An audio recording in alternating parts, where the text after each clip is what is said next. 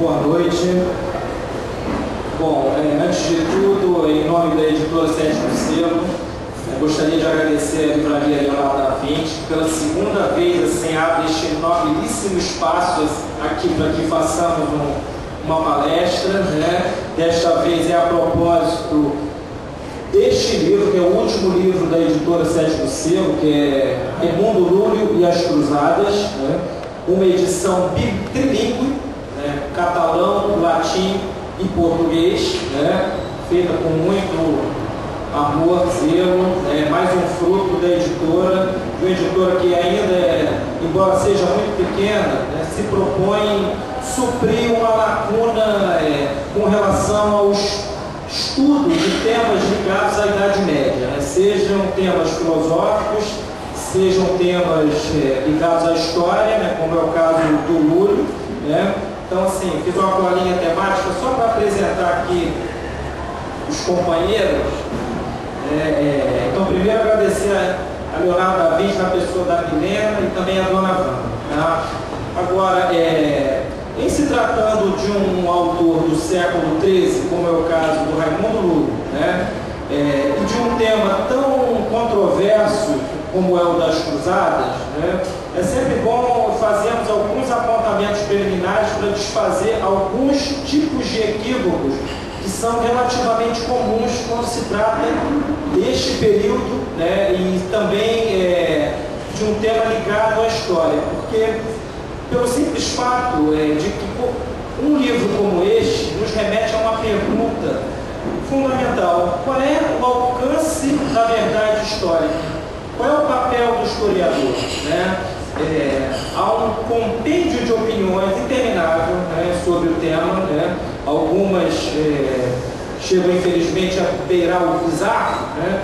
Mas há um compêndio inumerável de teses, né? Mas seja qual for a perspectiva de que se parta, é muito importante destacar que o alcance da verdade histórica não é o mesmo alcance de uma verdade metafísica, né? A verdade que a metafísica busca e alcança, ela parte de princípios indemonstráveis por si mesmos e chega a conclusões necessárias por um procedimento dialético, né? Do mesmo modo, uma verdade matemática, né, que analisa as relações entre números e coisas e chega normalmente a conclusões necessárias.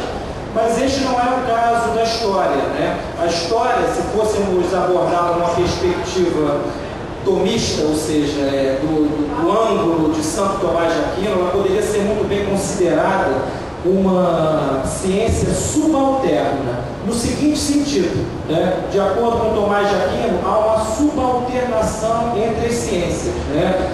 Quando a ciência busca os seus princípios em outra ciência, de alguma maneira ela está subalternada àquela ciência que empresta aqueles princípios.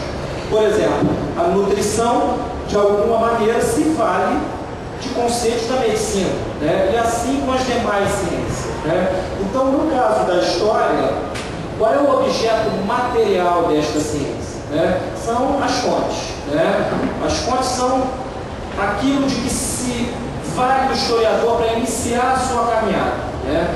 Mas ocorre o seguinte: não basta compulsar 1 bilhão de fontes, né, para que alguém seja considerado um historiador, né?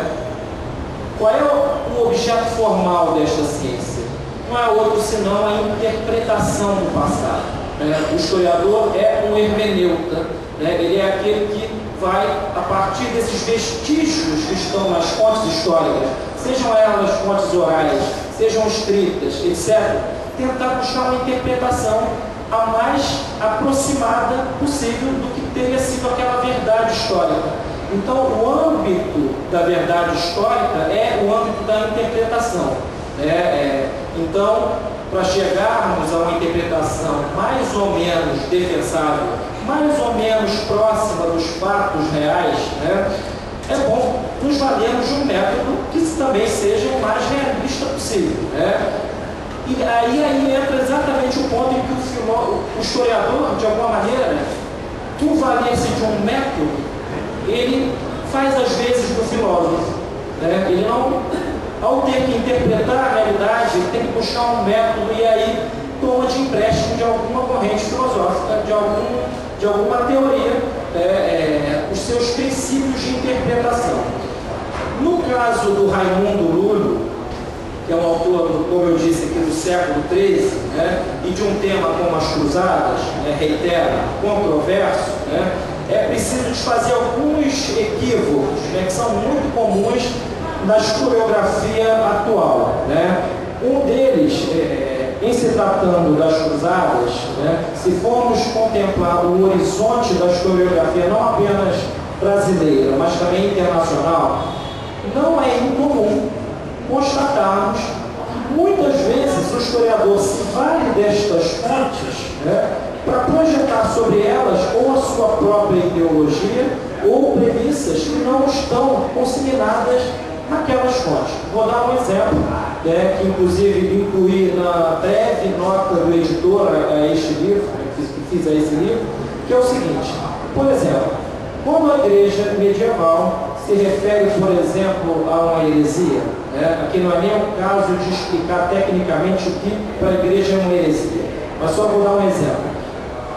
Quando ela se refere a uma heresia, se refere àquele que para ela é o pater mendax, ou seja, o pai da mentira e o pai da heresia, que é o demônio, segundo a teologia, não importa se o historiador acredita ou não haver demônio ou não. O que não é lícito, nem hermeneuticamente defensável, é ele, por distrair daquelas premissas, projetar a sua ideologia daquela fonte e dizer que a igreja, na verdade, defendia fins meramente políticos. Mas, para chegar-se a um juízo desse, o mínimo que o historiador honesto deveria fazer é indicar na fonte onde está aludida esta sua interpretação. Senão, o que ele está fazendo não é nada mais, nada menos do que uma torção dos fatos históricos em prol de uma ideia, de uma ideologia. Ideologia aqui eu atomo no sentido de algo que, aparentemente buscando as ideias, parece afastar-se das coisas reais. Não parte da realidade e não retorna a ela em forma de conceito. Ou seja, é uma ideologia. É uma defesa de algo que, levado a uma crítica filosófica severa, não se manteria de pé. Então, feito esse esclarecimento preliminar, outra coisa que é conveniente dizer, o Raimundo Lúlio, de acordo com, me corrija o professor Ricardo da Costa, meu querido irmão, professor da Universidade Federal do Espírito Santo, se eu estiver errado, no caso do Lúlio, se trata de uma obra de extensão, de magnitude impressionante, são mais de 1000 obras, 260 obras, ou seja, hoje em dia não é incomum se a gente escrever um livro e apenas ou abordar uma só temática e julgar-se como algo próximo ao sumo. Então a obra do Lúlio é incomensuravelmente grande, sobretudo para um período como aquele. Acontece o seguinte: aqui nestes 3 livros, nós temos pela primeira vez em português 3 fontes primárias de um autor que faz a defesa das cruzadas. Se trata de um momento histórico, vou fazer uma brevíssima conceituação desse horizonte histórico, que depois vai ser abordado pelos meus amigos com maior profundidade. O momento histórico é por volta, logo após a queda de São João d'Acre, que foi o último reduto cristão na Palestina, ou seja, após a última cruzada, o Lúlio, nestas obras, se dirige ao Papa para exortá-lo a mais uma cruzada. O Papa não seguiu, não houve mais nenhuma cruzada desde então. Mas a defesa que o Lúlio faz das cruzadas é extremamente, muito veemente. Então, com a publicação deste livro, nós cumprimos uma lacuna dentro da própria historiografia luliana, que não se acham essas 3 obras quase em língua alguma. Por quê? E aqui um dos motivos que incomodam e que explicam em parte essa lacuna é que alguns historiadores ligados à obra do Raimundo Lúlio tentam demonstrar de alguma maneira, partindo de uma de suas obras, que ele foi o precursor disto que hoje se chama o diálogo interreligioso, né? Ocorre que estas 3 obras que estão aqui neste volume dizem exatamente o contrário, são uma pedra de tropeço para esta tese, porque nelas o Lúlio não só defende a cruzada, como aborda várias questões táticas de guerra, no sentido de que os cristãos, dando indicações de como os cristãos poderiam retomar aquelas terras que haviam sido assambarcadas pelos muçulmanos, né? E, em algum momento, ele se vale de algumas doutrinas teológicas, ou que eram já comuns no magistério da igreja, ou eram opiniões suas, que não foram acolhidas nem então, nem depois pelo magistério da igreja. E, nesse ponto, ele se afasta tremendamente dos doutores da igreja. Não se espere do Lúlio fórmulas lapidares relativas a dogmas, ou então a questões teológicas de profundidade sobre a criação do mundo, né? Não é o caso deles, mas aqui o que nos interessa como editores é mostrar, trazer para o leitor brasileiro uma fonte histórica inédita, né? E uma interpretação que foge completamente à média das interpretações que nós vemos em livros ligados à Idade Média no Brasil. E aqui entra o outro tópico que eu queria destacar antes de passar a palavra a eles, que é fazer uma referência à própria editora Sétimo Selo, né? Este é o 7º livro dela, né? Nós caminhamos com uma velocidade contemplativa semelhante à das vacas sagradas da Índia, né? Mas por falta de recursos, né? Caminhamos na medida das nossas possibilidades, né? A editora não tem sede, ela tem sede de passar para o leitor brasileiro, seja o historiador, seja o estudante de filosofia, seja o filósofo e, sobretudo, o teólogo, né? Fontes que estão ou esquecidas, né? Estão distantes das questões acadêmicas atuais, estão distantes dos próprios seminários de formação eclesiástica, né? Então ela se propõe seguir esta linha e com ela sobreviverá ou morrerá, né? A nossa linha editorial é inarredável e inalienável, né? E faço questão sempre de reiterar isso porque vivemos num tempo em que ter convicções parece algo semelhante a um crime, né?